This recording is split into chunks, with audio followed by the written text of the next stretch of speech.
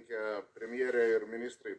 Klausimas būtų žemės ūkio ir aplinkos ministrui. Tai dėl šiandieninės situacijos mažuose ūkiuose, tai praktiškai situacija tokia, kad mažiai ūkiai baigia išnykti ir susiduria su įvairiais aplinkosauginiais reikalavimais, kurių tiesiog nebegali pakelti, nes kiekvienas aplinkosaugininko apsilankymas ūkyje baigėsi baudomis.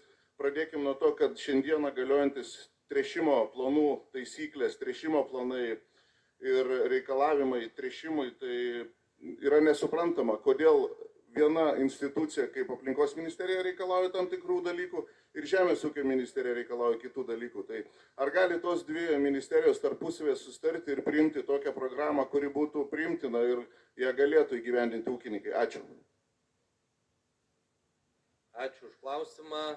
Klausimas toks iš kelių dalių, bet jeigu kalbant apie tręšimo planus ir reikalavimus tręšiamaisiais produktais, tai taip yra bendras aprašas, kurį pasirašo tiek aplinkos ministras, tiek žemės ūkio ministras, tai kaip tik dabar, kuris bus pateiktas derinimui artimiausių metų, būtent mažiesiems ūkiams, tręšiantiems mėšlų ir mineralinėmis trąšomis iki 30 hektarų, nereikės rengti tręšimo planų.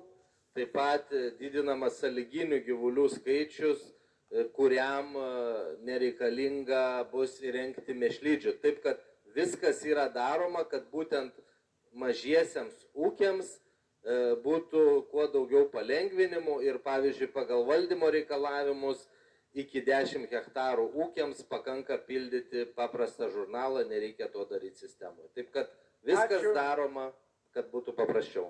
Ačiū ministrė.